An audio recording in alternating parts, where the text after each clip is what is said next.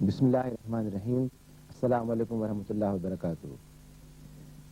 اس موضوع پر گفتگو کرنے سے پہلے میں اعلان کرتا چلوں کہ جو لوگ اس وقت ٹیلی فون پر براہ راست اس پروگرام سے متعلق کچھ سوال پوچھنا چاہتے ہوں وہ ہمیں فون نمبر 9206249264 پر فون کر کے سوال پوچھ سکتے ہیں.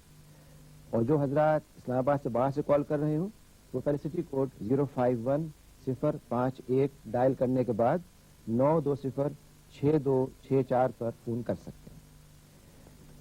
آج ہمارا موضوع ایک ایسا پہلو ہے جو انسان کی زندگی میں اتنا رچ بس گیا ہے کہ اس کو الگ کرنا بڑا مشکل ہے، یعنی اللہ تعالیٰ کا ذکر. قرآن کریم نے انسان کے بارے میں بار بار یہ بات کہی ہے کہ وہ اللہ کا ذکر کرنے والا ہے. جب ذکر سے غافل ہو جاتا ہے گمراہ ہو جاتا ہے.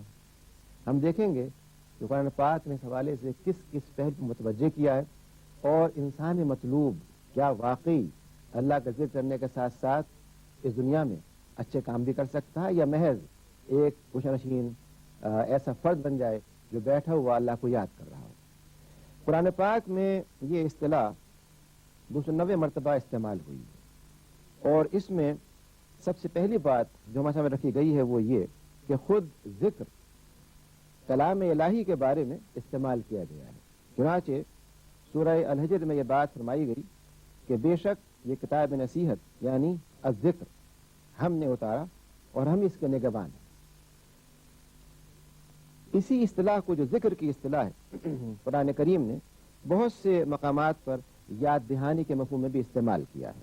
چنانچہ سورہ آل عمران میں فرمایا گیا وَاذْكُرُوا نِعْمَتَ اللَّهِ عَلَيْكُمْ إِذْ كُنتُمْ أَعْدَاءً فَأَلَّفَ بَيْنَ قُلُوبِكُمْ فَأَصْبَحْتُمْ إِخْوَانًا. گویا کہ یہ جو اصطلاح ہے ذکر اس کا کوئی تنہا ایک مفہوم نہیں ہے بلکہ بعض اوقات قرآن پاک کے حوالے سے اور بعض اوقات یاد دہانی کے حوالے سے خاص طور پہ اللہ سبحانہ و تعالیٰ کے اسماء الحسنیٰ کے ساتھ اس کو کرنے کے حوالے سے ذکر کیا گیا ہے. ایک تیسرا پہلو جو بہت اہمیت رکھتا ہے وہ یہ کہ اس ذکر کو قرآن کریم نے مراسم عبودیت سے وابستہ کر دیا ہے. چنانچہ حج کے موقع کے بارے میں یہ بات کہی گئی کہ اللہ تعالیٰ کا ذکر کرو ان مقامات پر جو اس نے طے کر دی ہیں. چنانچہ فرمایا گیا فَاذْكُرُوا اللَّهَ عِندَ الْمَشْعَرِ الْحَرَامِ. اور ایسے ہی یہ بات کہی گئی کہ جب مناسک مکمل کر لیے جائیں تو ذکر اللہ تعالیٰ کا مزید بڑھا دیا جائے. فَإِذَا قَضَيْتُم مَنَاسِكَكُمْ فَاذْكُرُوا اللَّهَ كَذِكْرِكُمْ. یہ جو بات کہی گئی کہ اللہ کے ذکر میں ارکان حج کے دوران بھی اور بعد میں بھی اضافہ کیا جائے گویا کہ مراسم عبودیت کو یہاں پر ذکر سے وابستہ کر دیا گیا اور ذکر کو الگ نہیں کیا گیا. یہ نہیں کہا گیا ذکر الگ چیز حج الگ چیز. پھر ہم دیکھتے ہیں کہ اسی چیز کو آگے یہ کہا گیا کہ منا میں جب تم کچھ دن گزارو وہاں اللہ کا ذکر کرو. گویا وہاں پر بھی قیام کے دوران جو کچھ کیا جائے گا جو عبادت ہے اس کو ذکر سے تعبیر کیا گیا. ایسی رسول تعالیٰ نے اس اصطلاح کو اس معنی میں ہمارے سامنے رکھا ہے کہ اہل ایمان وہ ہیں جو ذکر کرنے والے ہیں. چنانچہ کہا گیا والحافظات والذاکرین اللہ کثیرا وذاکرۃ اعد اللہ لہم مغفرۃ واجرا عظیما. یعنی وہ خواتین وہ مرد جو تعالیٰ کی یاد کرتے ہیں اس کا ذکر کرتے ہیں ان کے ذرا نے مغفرت کا وعدہ کر لیا ہے. یہاں پر قرآن کے انسان مطلوب کے حوالے سے یہ بات سمجھائی گئی کہ وہ اللہ کا ذکر کرنے والا ہے. اسلام وہ دین ہے جو فطرت سے قریب ترین ہے، لیکن ایسے بہت سے مذاہب بھی جو انسان کو یہ ہدایت دیتے ہیں کہ وہ اپنے پیدا کرنے والے کو یاد کرے. وہ ہمیشہ یہ کہتے ہیں کہ تم ایسے مواقع منتخب کر لو، ایسے اوقات کا تعین کر لو جس میں تم اپنے رب کو یاد کرو. چنانچہ آپ دیکھیے زرتشت کا مذہب ہو، ہندوازم ہو، عیسائیت ہو، یہودیت ہو، کوئی بھی مذہب ہو، اس میں یہ کہا جاتا ہے کہ بعض مخصوص اوقات میں ایک شخص اپنے رب کو یاد کرے، اس طرح اس کے قریب پہنچ جائے گا.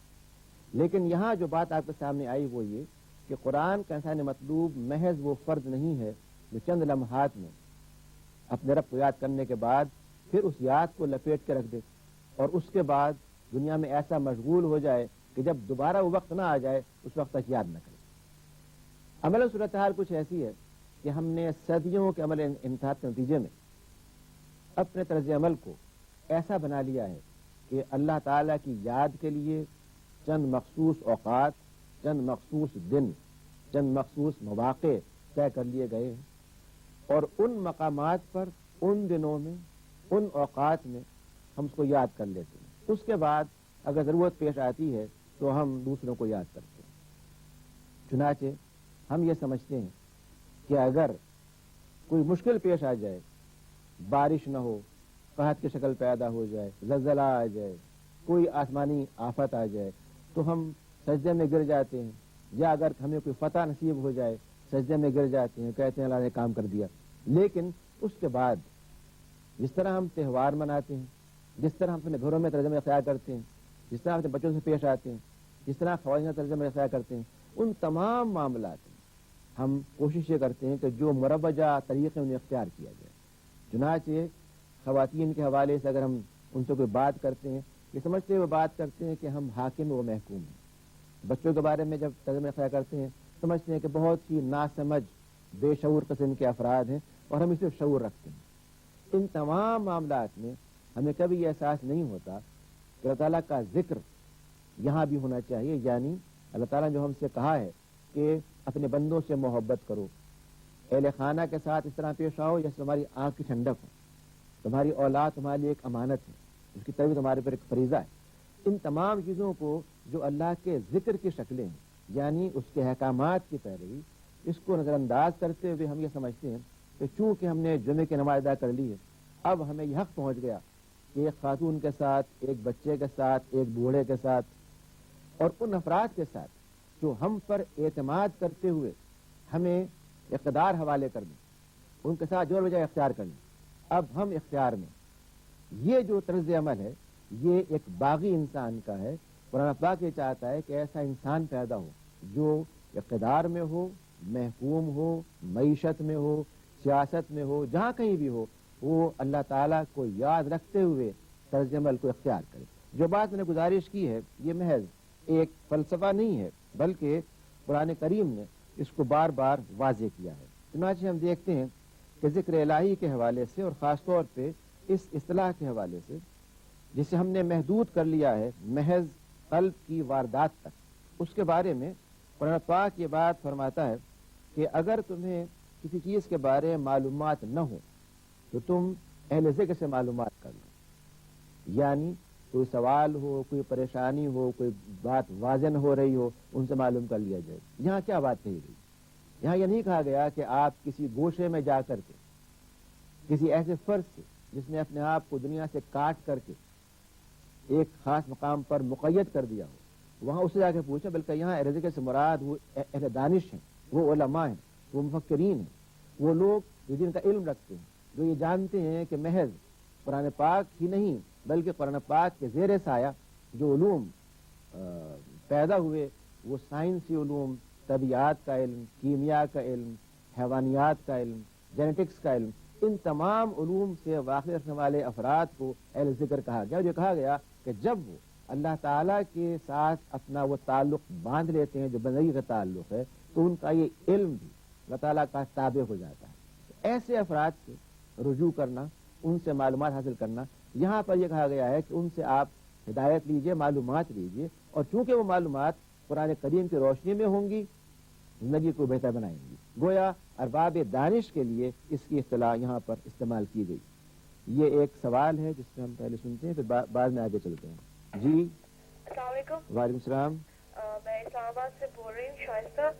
تو میں نے آپ سے یہ پوچھنا تھا کہ آج کل یہ بہت شور مچا ہوا ہے کہ زندگی کھاؤ پیو موج رہو، کیا اس معاملے کے تحت زندگی گزاری جا سکتی ہے اور قرآن اس بارے میں کیا کہتا ہے؟ جی بہت شکریہ۔ آپ نے جو بات کہی میں نے ابھی گزارش کی تھی کہ ہم یہ سمجھتے ہیں کہ اللہ کا ذکر تسبیح کے اوپر کسی خاص مقام پر کرنے کے بعد ہم کسی بسنت میلے میں شامل ہو جائیں، اچھل کود کریں، اسلام کے خلاف کام کریں، سب حساب برابر ہو جائے گا۔ وہ زندگی جو ہے وہ یہ دونوں کام کرنے کا نام ہے۔ قرآن کریم نے اس بات کو واضح کر دیا کہ اللہ کا ذکر ان مواقع پر بھی کیا جائے جو ہم سمجھتے ہیں کہ خالص مادی مقامات ہیں۔ چنانچہ سورہ الجمعہ میں یہ بات فرمائی گئی کہ جب تمہیں صلاۃ جمعہ کے لیے آواز دی جائے فَاسْعُوا إِلَىٰ ذِكْرِ اللَّهِ، دوڑو، تیزی کرو اللہ کے ذکر کی طرف، اور جب نماز کو پورا کر لو فَانْتَشِرُوا فِي الْأَرْضِ، زمین میں پھیل جاؤ، اللہ کا فضل تلاش کرو ذکر میں کثرت کرتے ہوئے۔ یعنی یہاں پر اس بات کو واضح کر دیا گیا کہ معاملہ محض مسجد میں اللہ کے ذکر کا نہیں ہے کہ آپ نے اپنا کام چھوڑ کر کے، فیکٹری بند کر کے، اسکول کو ملتوی کر کے، دفتر سے نکل کر کے آ کر کے مسجد میں اللہ اللہ کیا اور اس کے بعد آپ جا کے دوبارہ لگ گئے سیکولر ایکٹیویٹی میں، بلکہ قرآن کا مدعا یہ ہے کہ اس سیکولر ایکٹیویٹی کو اللہ کا ذکر کا تابع کیا جائے۔ چنانچہ یہ کہا گیا کہ بے کو، تجارت کو، ٹرانزیکشنز کو، ٹریڈ کو، ان تمام معاملات کو جو آپ کو کرنے چاہیے، جو آپ کی ڈیولپمنٹل ایکٹیویٹیز ہیں، ان سب کو آپ کریں، لیکن جب آپ کو یہ پکار سنائی دے کہ آ جاؤ فلاح کی طرف، کامیابی کی طرف، بھلائی کی طرف، نیکی کی طرف، بندگی کی طرف، تو ان تمام چیزوں کو چھوڑ کر کے پہلے آ کر کے اپنے ایمان کو تازہ کیجیے۔ جب ایمان تازہ ہو جائے تو اس تازگی ایمان کے ساتھ دوبارہ ڈیولپمنٹ ایکٹیویٹیز میں لگ جائیے، ان کو برا مت سمجھیے، ان کو کمزور نہ کیجیے، بلکہ ان میں تقویت پیدا کیجیے اپنے ری اورینٹیشن کے ذریعے۔ یہ ری اورینٹیشن جو ہے، یہ ایمان کا دوبارہ ایمان کا تازہ ہونا جو ہے، ریجوینیشن جو ہے، جو ایک تازگی ہے، یہ آپ کے کام میں اضافہ کر دے گی۔ گویا یہ تصور کہ انسان محض کھیل کود کرتا رہے اور جب 900 چوہے کھا چکے اس کے بعد وہ جا کر کے حج بھی کر لے، یہ اسلام کے اندر نہیں پایا جاتا۔ اسلام یہ چاہتا ہے کہ بغیر غلطیوں میں اضافہ کیے، بغیر جان بوجھ کے اسلام کو نظر انداز کیے، انسان وہ رویہ اختیار کرے جو اس کے معاملات کے اندر اللہ تعالیٰ کے ساتھ بندگی کا تعلق ہے، یعنی اس کے ذکر کا تعلق۔ گویا ذکر جو ہے وہ محض ایک تسبیح کے دانے پر گن کر کے چند دفعہ اللہ کا نام لینا نہیں ہے، بلکہ وہ زندگی کے ہر کام پر محیط ہے۔ اسی لیے کہا جاتا ہے کہ اللہ کے نیک بندے وہ ہیں جو اپنے ہر کام میں اللہ کا ذکر کرتے ہیں۔ مراد یہ نہیں ہے کہ ٹی وی پر تصویر لے کر کے بیٹھ جائیں اور دکھائیں کہ آپ تصویر پڑھ رہے ہیں، بلکہ مراد یہ ہے کہ بجائے ٹی وی پر تصویر دکھانے کے آپ ٹی وی پر وہ کام کریں جو اللہ کی بندگی کو ظاہر کرنے والے ہیں، اس کی بغاوت نہ کریں، وہ فحاشی وہ نہ پھیلائیں جس کی بنا پر معاشرہ خراب ہوتا ہے، بلکہ ٹی وی کے ذریعے، اخبارات کے ذریعے، اپنے گھر کے معاملات میں، نظام تعلیم کے ذریعے، ہر وہ چیز جو ہمارے ہاں رائج ہے اس کے ذریعے اللہ تعالیٰ کی بندگی روایت کا اظہار کیا جائے، یعنی وہ کام جو اس کو خوش کرنے والے ہیں۔ جب وہ کام کیے جائیں گے تو ایک شخص اللہ کا ذکر کر رہا ہے۔ اسی بات کو سورہ البقرہ میں یوں کہا گیا ہے کہ تم مجھے یاد کرو میں تمہیں یاد رکھوں گا۔ یہاں پہ اللہ تعالیٰ نے ایک ایسی بلیغ حکمت ہمارے سامنے رکھی ہے، اتنا عمدہ بیان فرمایا ہے اپنی محبت کا، اپنے رحم کا، اپنے کرم کا، جو ہم سوچ بھی نہیں سکتے۔ یعنی آپ یہ بات فرماتے ہیں اپنے کلام کے اندر کہ اگر تم میرا ذکر کرتے ہو میں بھی تمہارا ذکر کروں گا۔ انسان کا ذکر تو یہ ہے کہ اللہ کو بہترین ناموں سے یاد کرے۔ اللہ کا ذکر کیسا ہوگا؟ اس کا ذکر یہ ہے کہ وہ اپنے اس بندے کو جو اس کو یاد کر رہا ہے، وہ انعامات، وہ توفیق، وہ وسعتیں عنایت کرے جو صرف اس کے اختیار میں ہیں۔ گویا جب ایک بندہ اللہ تعالیٰ کو یاد رکھتا ہے، اس کے احکامات کی پیروی کرتا ہے، اس کے خلاف بغاوت نہیں کرتا، اس کے نظام کی جگہ اپنی رائے کو نافذ نہیں کرتا، یہ نہیں سمجھتا کہ دین محدود ہے مسجد میں جبکہ بقیہ سارے معاملات دنیا کے جیسا کرتا رہے، تب وہ ایک ذاکر اور شاکر بندہ بنتا ہے۔ جی یہ ایک اور سوال ہے۔ جی یہ میرا سوال ہے کہ ابھی آپ نے بتایا کہ اپنے رب کو یاد کرو اس کے گھر میں، تو کیا ایسے نہیں ہو سکتا کہ ایک معذور آدمی اور وہ گھر میں بیٹھ کے باتیں کر سکے؟ اس کے بارے میں آپ کیا کہتے ہیں؟ جی بہت شکریہ۔ اسلام کا اصول یہ ہے کہ ہر انسان صرف اس بات کے لیے جواب دہ ہے جو وہ کر سکتا ہے۔ اگر ایک شخص ٹانگوں سے معذور ہے اور آپ اس سے کہیں کہ آپ دوڑ میں شامل ہو جائیے، اگر ایک شخص آنکھوں سے معذور ہے، آپ کے اخبار پڑھ کے سناؤ، تو یہ آپ کا مطالبہ ناجائز ہے۔ اس لیے اگر ایک شخص کسی بنا پر گھر سے باہر نہیں نکل سکتا تو اس کا گھر میں بیٹھ کے اللہ کو یاد کرنا اسی اجر کا باعث ہوگا جو ایک شخص کا جو میدان جہاد میں، جو ٹی وی کے اوپر، اخبارات میں، کلاس روم کے اندر، فیکٹری کے اندر اللہ کو یاد کرتے ہوئے ایک کام کر رہا ہے۔ گویا دین اسلام میں اتنی آسانیاں ہیں، اتنی سہولتیں ہیں کہ ایک شخص اگر چاہتا ہو، چاہے وہ معذوری کیوں نہ ہو، وہ اپنی اصلاح بھی کر سکتا ہے، انسان مطلوبی بن سکتا ہے، معاشرے کے اندر بھی اپنا کردار ادا کر سکتا ہے، اور اس کے ساتھ ساتھ وہ ہمہ وقت اللہ تعالیٰ کی بندگی کو ادا بھی کر سکتا ہے۔ یہ کسی ایک خاص طبقے تک میں چیز نہیں ہے۔ ایک اور سوال ہے؟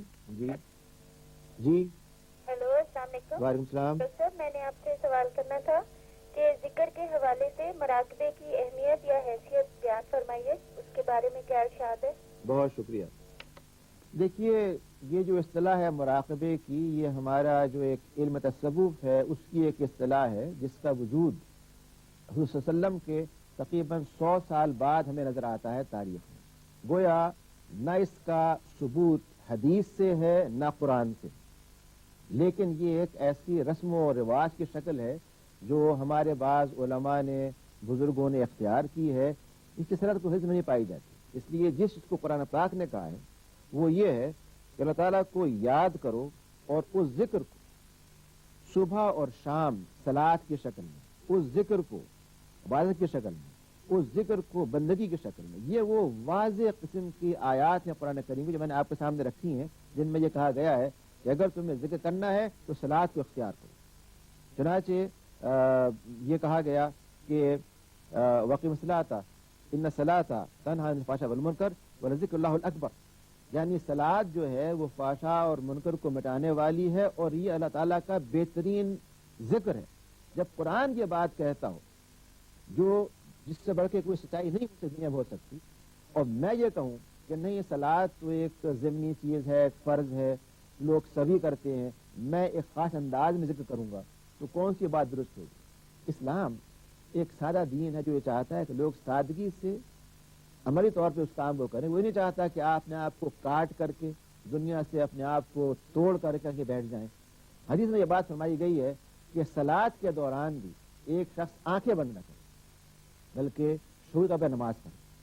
یہ تصور ہے کہ اپنے آپ کو کاٹ کر کے آدمی بیٹھ جائے، یہ بہت سے مذاہب میں پایا جاتا ہے۔ ہندوازم میں بہت اس کی شدت سے تاکید ہے کہ دھیانہ کرتے وقت، مختلف عبادتیں کرتے وقت آنکھیں بند کی جائیں۔ عیسائیت میں آپ دیکھتے ہیں کسی کا اظہار افسوس کرنے کے لیے 2 لمحات یہ کھڑے ہو کے آنکھیں بند کر لیتے ہیں، یا یہ کہتے ہیں کہ آپ عبادت خانے کے اندر آنکھیں بند کھڑے ہو جائیے، بات ہو رہی ہے۔ یعنی یہ بہت سے مذاہب میں پائی جاتی ہے، لیکن دین اسلام میں نہ قرآن نے، نہ حدیث نے، نہ صحابہ کرام نے اس کام کو کیا۔